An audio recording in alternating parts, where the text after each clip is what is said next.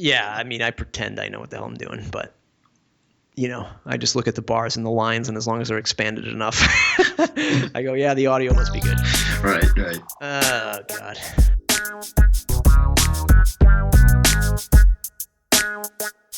Hey, everybody, welcome back to the web design series of podcasts on the Matt Report, here with my good buddy, Jason Resnick. And this is a special case. This is a special episode today. He is somebody who's been doing web development for a lifetime now, and he's been in the process of helping other designers build sites from his development knowledge. But he comes to talk to us today about somebody who's looking to redesign his own website, and he's got a $5,000 to $10,000 budget, sort of that sweet spot that we talked about with John Hawkins the other day, and is very interested to get his point of view of how he approaches the project as a developer, somebody who's in the know, and what he's looking for goals, why he's doing this, and sort of how he set the budget. But without further ado, we're going to give Jason the floor and let him give us the 2-minute elevator pitch of who he is and what he does. So Jason, it's all yours, my friend. Who are you and what do you do? Thanks, Matt. Glad to be here. I'm a WordPress developer. I love educating about the processes that developers use to make WordPress sites awesome. I help growing designers, marketers, and agencies wanting to use WordPress to develop great, secure, and flexible websites. That's awesome. That is awesome. So with all of that knowledge wrapped up, how do you approach or why are you jumping into a redesign of your own website and brand for 2015? Well, for, I guess, the better part of 4 years now being my own business, I always kind of got my business through my website or through social channels that led to my website. And I've always used either a premium theme or kind of had a friend do the site. As far as the design goes, because I'm not a designer in any stretch of the imagination. So I kind of know what I like when I see it, but I don't necessarily know how to get to there. So what I wanted to do for 2015 was I've really niched down over the past couple of years the type of clients that I want to work with, the product and services that I provide. And now I really want to bundle that up and kind of put the bow on it. And I feel like that's the website. Like my website has always been like a collage of everything that I can do. And I've always felt like, I need to get everything out there because I want people to know what I can do. So with that being said, I felt that now that I've really focused on everything, that I want to convey the proper messaging along with the services that I can provide. Yeah, and I'm so glad you brought this up. That wrapping it with a bow on top analogy is so perfect. One of the things I talked about with John Hawkins was in 2015, and I know you can relate to this because for the last, probably 8 years, right? All you hear are people saying, well, to do it right, you have to sketch out your next web design starting from, pen and paper, right? And sketch it out and then bring it to wireframes and then do like mock-ups and iterations, like this whole handcrafted process. One of the things he and I talked about was it's for clients, right? And for some instances, it's okay to pull off something off the shelf, which WordPress affords us to do so easily, right? With perfect, like you said, premium themes and plugins that, get us 80-90% of the way there. And that's been working for you up until this point. But you're at a crossroad where now it's like, hey, that worked for me. I've been there for the last 4 years, but I need to partner with an agency or a design firm to put that bow on top.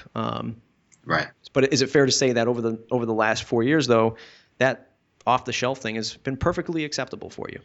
Yeah, it has been. I mean, I, for lack of a better term, got the job done. I would find I always kind of stayed away from the free themes just because I figured if I spend some money, at least on the premium theme, it kind of gives me that, unique look only because, it's not everywhere. So, but that has always kind of got the job done. And I would just kind of, I guess over the past 4 years, I've had 2 iterations of my site. So, it's gotten me to a point where the premium themes are great because they allow you to get to where you need, like you said, 80% of the way there. But then to really make sure the message comes across of what I want to accomplish with the site, premium themes not necessarily going to handle that because they want to cater to a broader market and have broader, strokes with everything. Yeah. So everything on my site right now, it's a great theme and I love it, but everything is kind of at equal weight just because of the way that the design is. So one of the specific goals, and I'm hearing it in that last piece, was you have everything of equal weight, right? And now you want to have better messaging. Any other specific goals in the site that you're hoping to achieve with the brand or the website alone, maybe either function or design, either one? We heard messaging. Is there anything else you're looking for? Yeah, I wanted to cater to the audience that I'm targeting also. My audience is design firms or marketing agencies, even freelance designers. And I want them to kind of, their first impression say, oh, this is a nice looking site. I want that to kind of hit home because what I do for them, being a developer is, let's face it, it's kind of boring. It's not exactly a topic people like say, oh, that's flashy, So right. I want it to be able to say, oh, okay, this guy, he is a developer, but he knows, he kind of knows what pleases his audience as well. Like he's in the know. So I want it to be really, I'm a cutting edge developer. Like I always like to play with the new toys and see if it kind of works into my workflow from a development perspective. So, if the designer kind of takes that as well, takes that page as well and likes to be able to, kind of flex their muscles from the design perspective, that's kind of like, okay, that's pretty cool, Yeah. So, yeah, that's definitely a great way to approach that goal is to sort of resonate with your target audience. In the previous episode that I did with Angie Meeker, we went through a whole discovery process, right? And if there's one episode that you listen to throughout this series, and of course including this one, is that discovery process, right? Because it is so important to start with the story arc of yourself, the story arc of your customer, your potential customer, and then see that all sort of converge on the branding, the messaging, and the overall content flow of the site, because that gets overlooked so often. I mean, I do it in that episode. We actually broke down my plugins website, conductorplugin.com, and sort of the many missing pieces that I didn't invest in the beginning. And we sort of condensed that into a discovery call to see the different areas of that.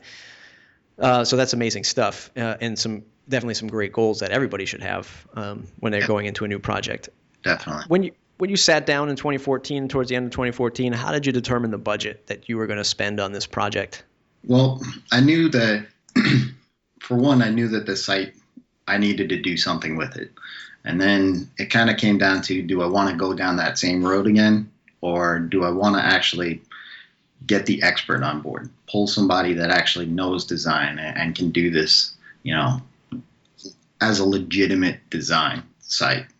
So that was my first question that I did. And I kind of went down that road. I said, okay, yeah, I'm going to get the expert for once. I'm not just going to go browse a couple of theme shops and find something. So, as far as budget wise, I've guided clients, to, designers, and I've even worked at agencies, and I've kind of seen a wide range of budgets, anywhere from like, $1,500 to $50,000. So, I really didn't know where I would sit, but I knew the content that I had, that I at least wanted to put up on the site. The main targets of the site itself were, I guess they weren't really too many of them. Mm-hmm. So I kind of figured, okay, well, there's going to be, maybe 4 to 6 different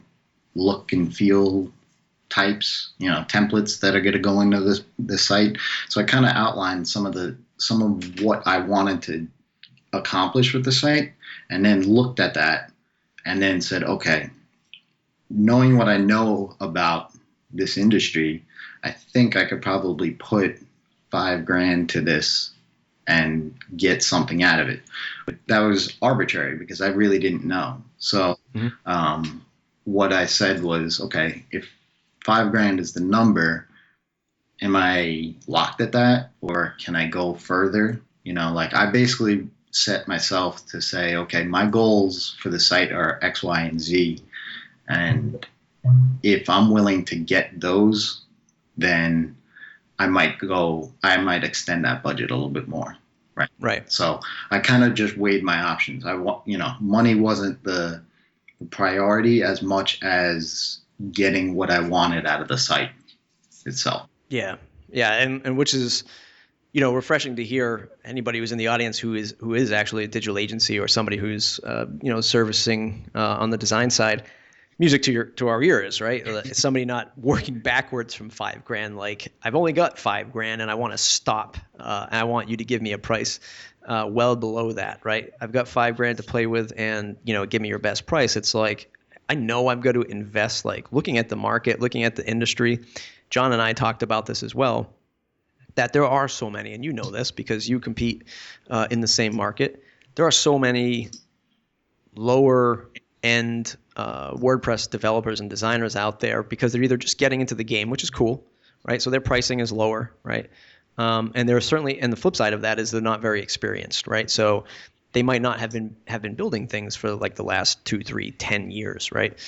So we have more value because we've been in the game longer, right? And when you have that budget and you're going to an agency, it's not just about them pushing the pixels, but it's about their experiences, what other value they can bring to the table. It's much more partnership than just push some pixels for me and then I've got a new website, right? Yeah.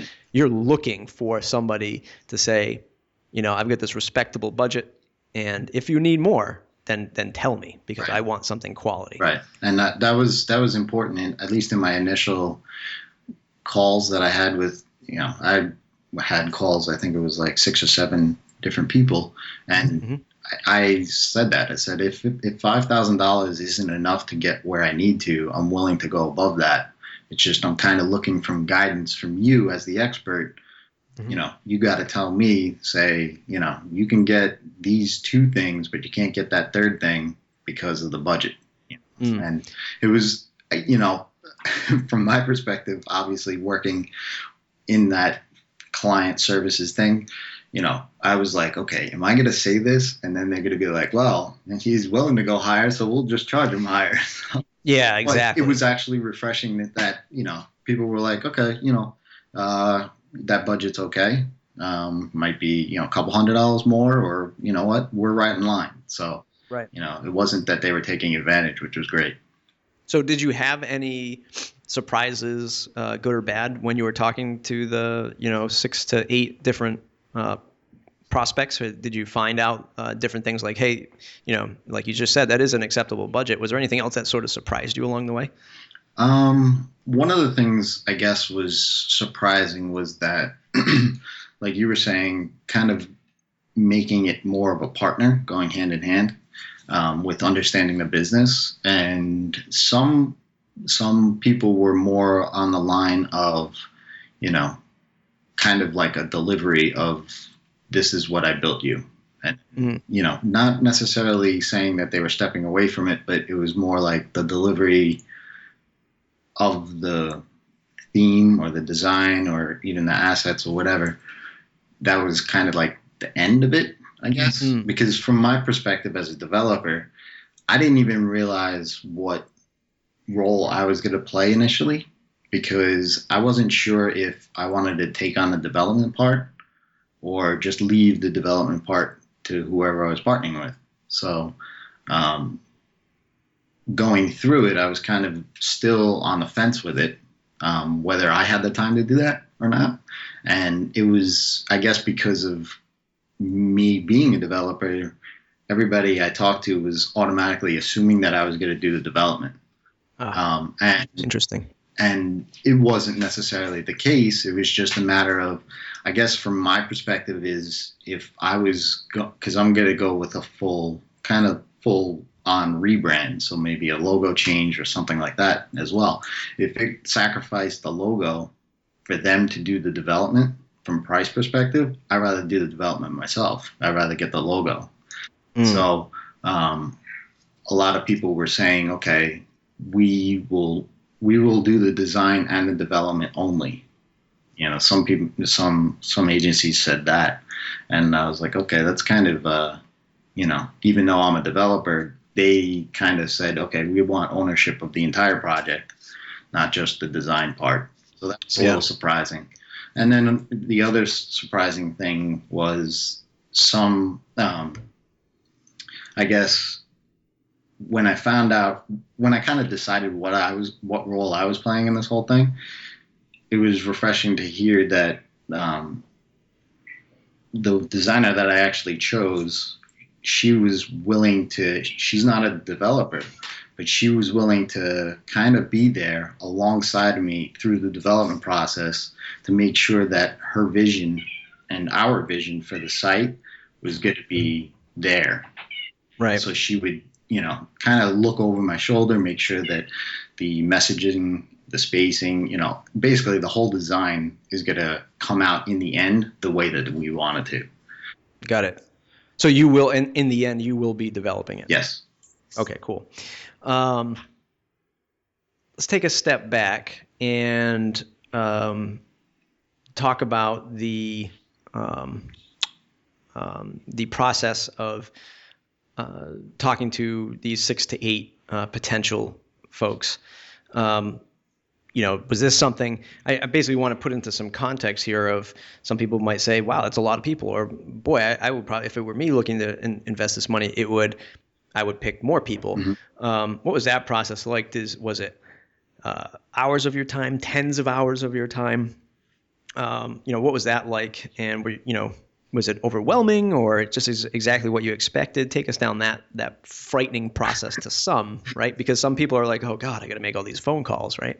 You know, what was your take on that whole thing? Yeah, I mean, it wasn't actually as overwhelming as some would think, for sure. It took less time than I thought it was going to.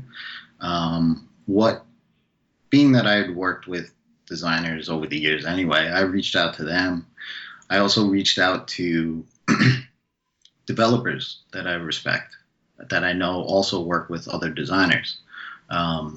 Hearing their perspective on working with a designer, they might have some of the similar experiences that I've had in the past. And I guess some of the keys that I was looking in on for a designer was the reliability and how responsive they were. That's a great point. Also how focused they really are, which I guess kind of ties into the first bullet point. Mm-hmm. And I guess willing to push the envelope and as well as understand the project as a whole.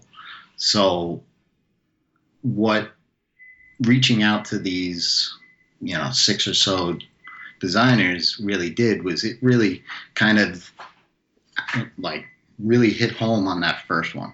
If they were responsive, meaning, I actually went to their site or hit them up on Twitter, sent them an email and kind of said, here, this is what I'm looking to do. If you have some time, maybe we could just talk for 15 minutes and see if this is a fit for us.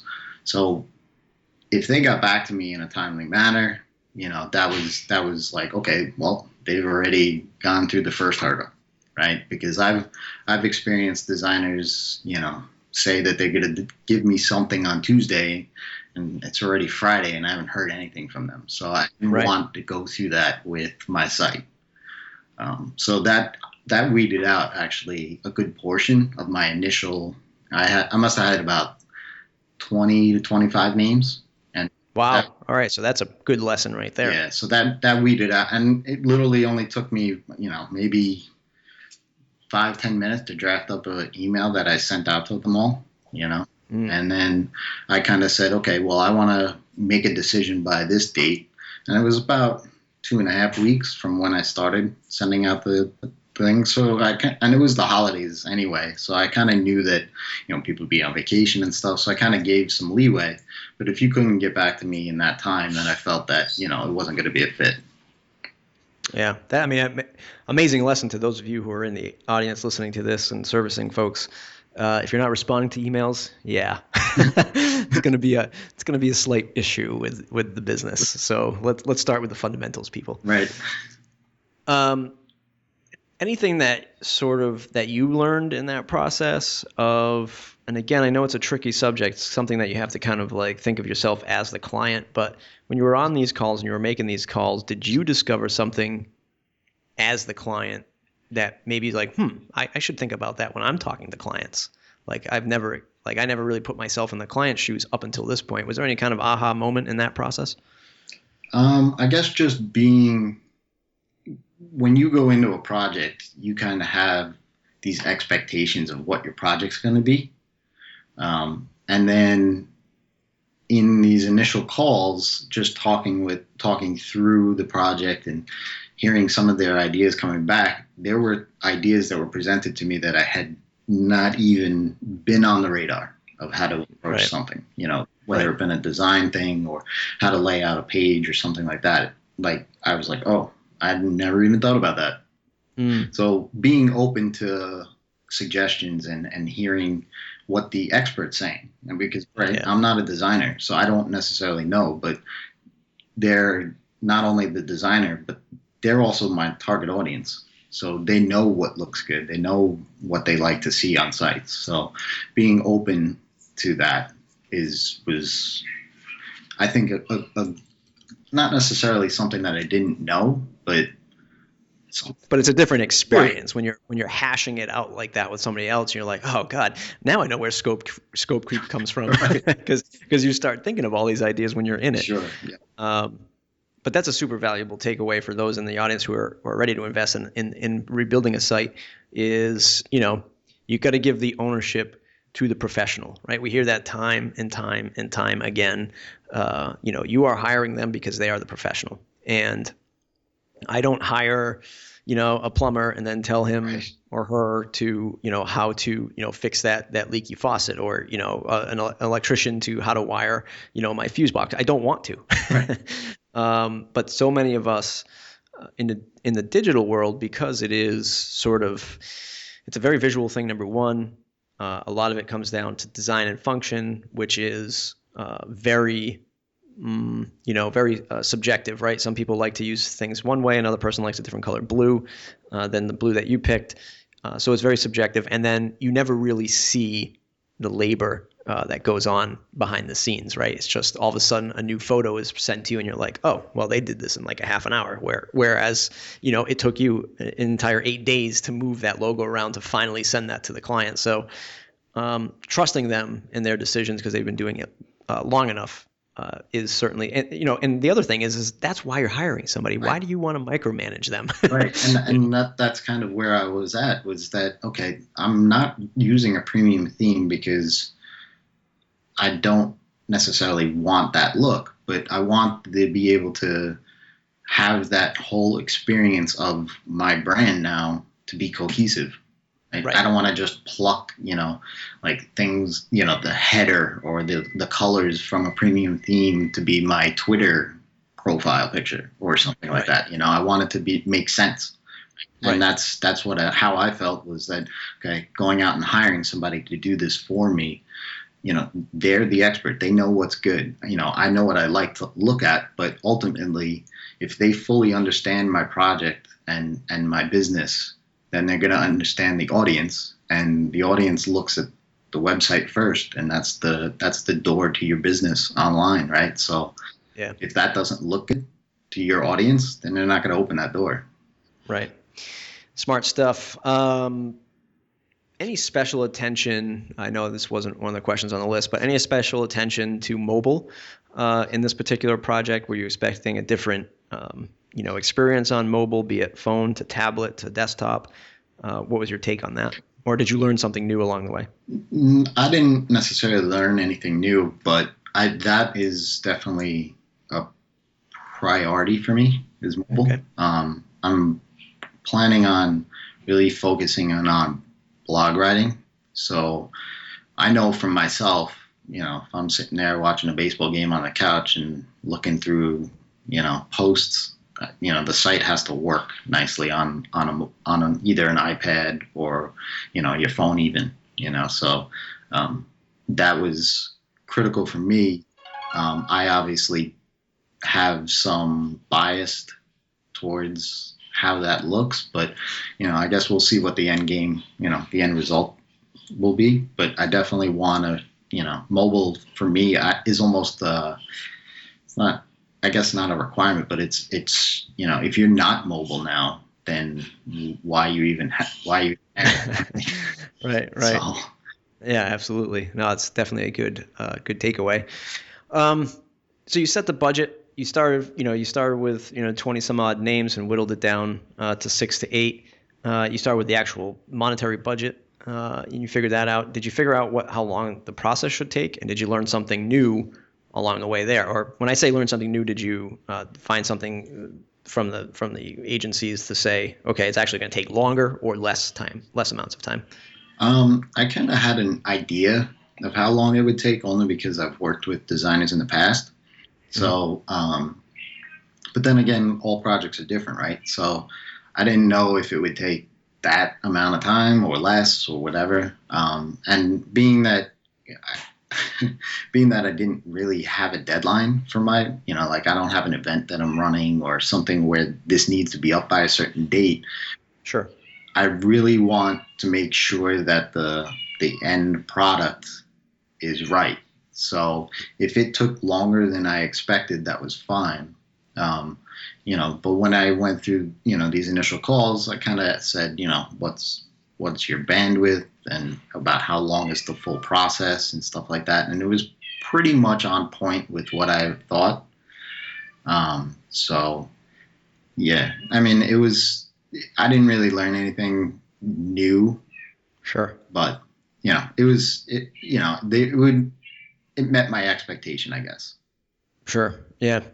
Um, so how did you finally make that final decision? We heard some of it along the way, but what was that process like? Did you put it on a whiteboard, put it in an Excel sheet? Like, what was it? Or was it just a sort of gut feeling and you were like, you know what? I think this is the folks I'm going to go with. Well, during all of my initial calls, I have like an Evernote for each one, and I'd taken some notes through each of the calls. I also went on to their websites to look at their past work. Um, References were a big deal to me, as far as making sure that they were reliable. Um, you know, like I said, I reached out to some developers that I speak to on a regular basis. And so they who they recommended, kind of held a higher weight as well. And just the overall interaction, right? So for me, when I'm working with any of my clients, I want to make sure that not only like I'm a fit for them, but they're a fit for me. So I wanted to make sure that when I was talking with them, that I was a good project for them as Right. well. So if there was that good rapport back and forth and a good understanding between the two, both me and the designer, that okay, this is going to work. This is that person's excited about the project and things like that. That's kind of really where my gut came into it. Right. I felt that okay, yeah, this person gets it. This person hears what I'm saying, is excited about the project. The work's good. You know, I think that's the person. Yeah. Which is, again, I know you're a special case because you're in this, but so few clients. I mean, a lot of them just it comes down to the budget. Number Right. one, can we do it for X price? And then the second is, can we get it by, yesterday? Right. But and then on the flip side, the agency, right? There's this concurrent battle going on, right? Maybe not as probably not the best word, battle for it, but there's always that negotiation of, okay, a client's looking for price and timeline, agency's looking for, are you the right fit? Because I don't want to be stuck on something that's going to be, that I'm not going to profit on and it's going to take forever to do. So they're like, hey, we're the, are you the right client for us? And that's usually the first wall that an agency, I know myself, will do with a client. So, example would be somebody sends us a contact form. Hey, we've got this project. It might not be any budget listed in their outline. But they've got this idea. Here's a quick few bullet points. Here's an example site, and that's usually how 80% of them kick off. And my first barrier, right, or my first, for a better word, is onboarding step. Is here's our belief document. Like here's all the things that we believe in. Here's how we approach projects. You're not just going to hire us for an hour or just an hourly project. It's project-based pricing. With above and beyond, we go into hours, but you need to be conditioned to say it's a project base. Like we're not just going to do it, 17 and a half hours and that's our quote. Right. But to hear a customer say, well, are you actually the right fit for me? Which again, they sort of determine that by price and timeline, but do they like working with us? Do they like the way that, we look at their business? Do they like that? That we are looking for areas of opportunity in their business, because on the flip side, I know that I've been hit with people like, oh yeah, like I can't wait to work with you guys. Everything sounds great. They actually only liked the, budget and time frame phase. But when I started introducing new ideas, they're like, whoa, we're not ready for that. To which I had to say, well, that's part of the experience. Like a part of our value is thinking outside the box like that. Yeah. I think for me, the budgetary, I guess, consideration was just mainly in the initial phase, right? So like when I sat down and I said, okay, I'm going to do this.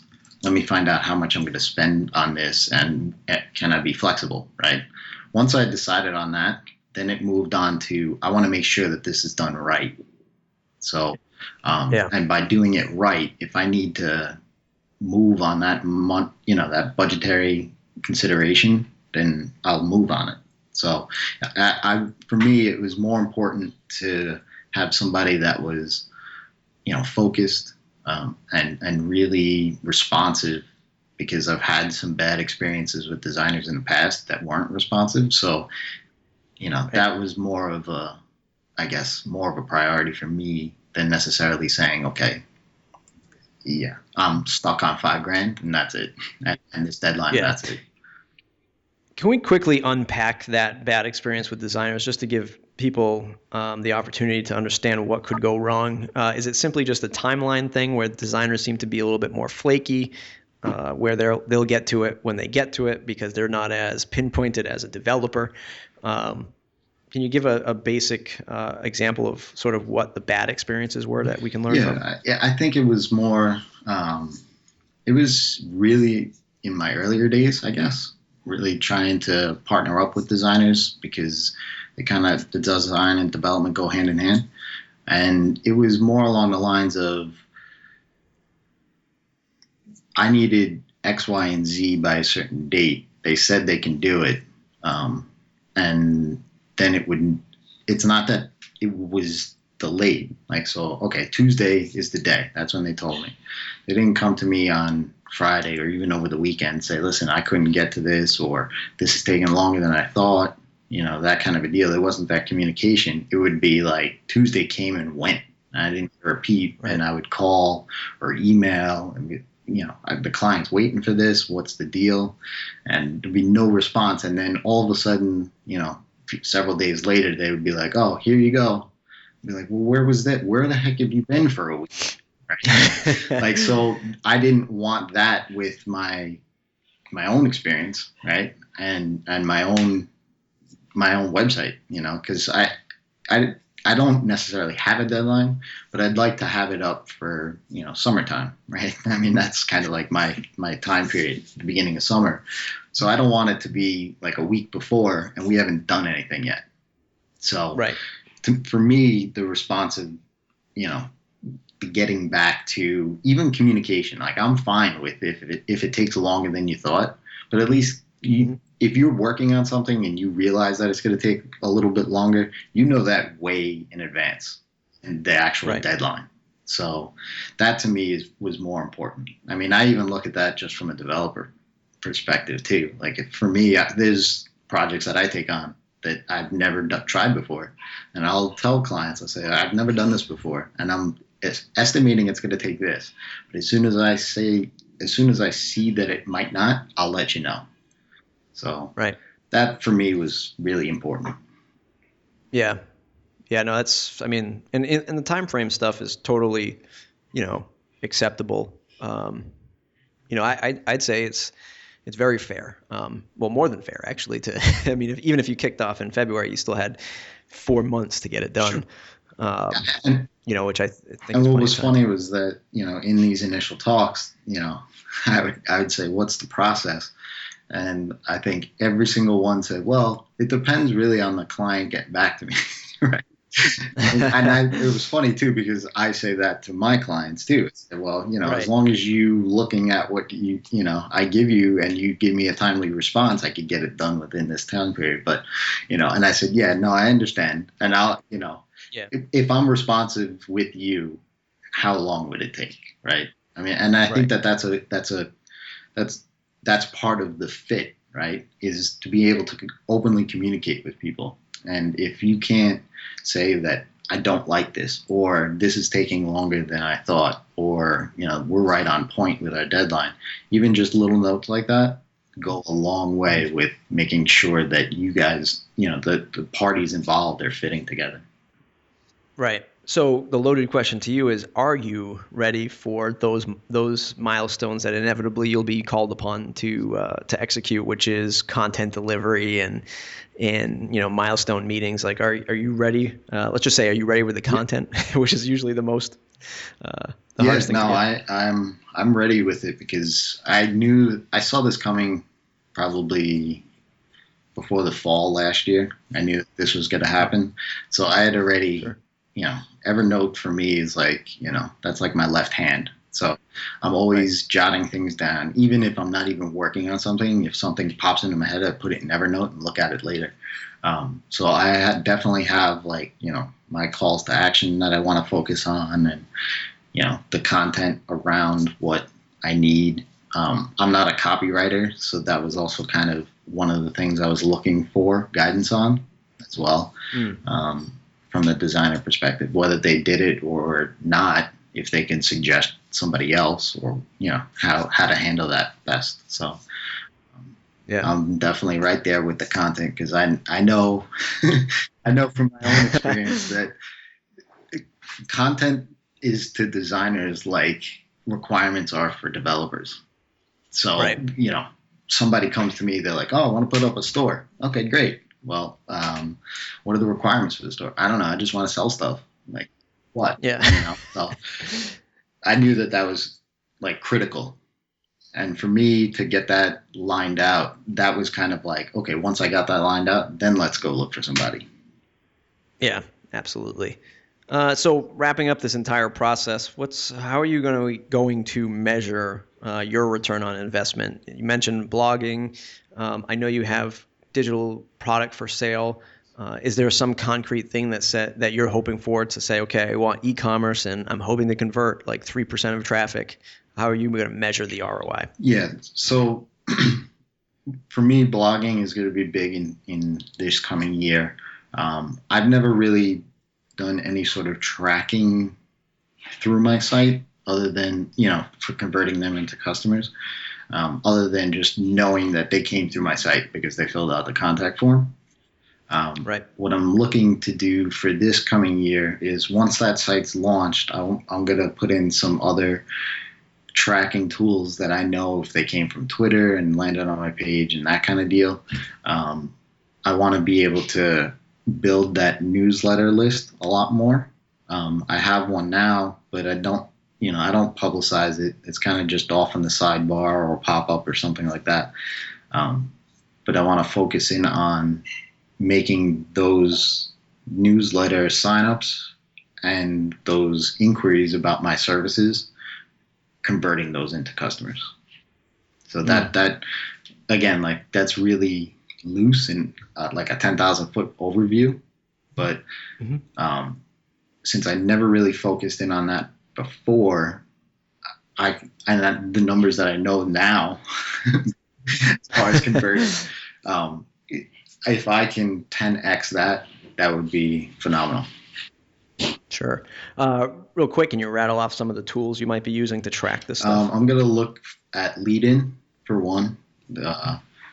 and then I might do some retargeting as well. Cool. So some of the other things I'm looking into, because a lot of my customers find me through Twitter, not so much the other networks, which is kind of strange because I kind of give them all equal weight. Sure. But what I'm going to leverage is some of the new Twitter for business type stuff, like newsletter signups right from the tweet, being Nice. able to purchase things right from the tweet, those kind of deals. So that's some of the tools I'm hoping to leverage. Very cool. Are you going to tackle like the retargeting and the Twitter stuff sort of individually, or are you going to use like a platform like marketing system, which like I think it's like AdRoll will do sort of all of this stuff, but there's like a fee, but it's all in Yeah, I'm one. actually my wife does that stuff. So I might just Oh, whatever lucky she man. suggests. So Well, that you get the easy way out on that one. until she hits you with an invoice and you're like, what? right. No, I mean uh, I probably will do it. Obviously, she knows what she's doing. So sure. whatever tools that she suggests, but from my own experience, I've always kind of got the sense that those platforms are good for getting going, right? Right. But once you really want to do something within them or track something or really get involved, you kind of have to go individually. So it might be a little bit of a Right. hybrid, at least just to get the ball rolling, and then say, okay, I got to really focus in on doing these on the individual platforms themselves. Yeah.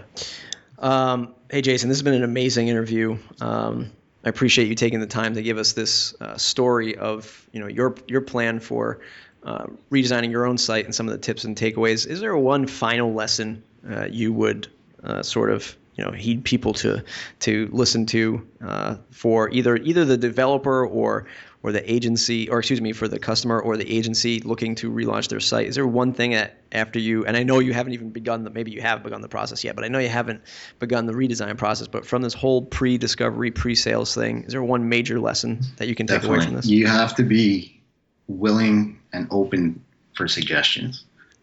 Going into it, you have your bias, but really listening to the expert. You're hiring them for a reason. They know what they do, and that's their livelihood. They're into it every single day, and that's their life. You got to be willing to be flexible and open to hear what they have to say. Yeah, it's so true. We're going to end it on that. So, Jason, thanks for taking the time. Where can folks find you on the web to say thanks? You can find me on Twitter. That's Rez with 3 Z's and Rez.com. Thanks. Awesome. Everybody else, if you're into this the series of web design and web relaunches and strategy and all that fun stuff, mattreport.com, mattreport.com/subscribe. Best way to stay connected. Otherwise, I hope you're enjoying the podcast. 5-star reviews. We love them. We love you. Thanks for tuning in, and we'll see you next time.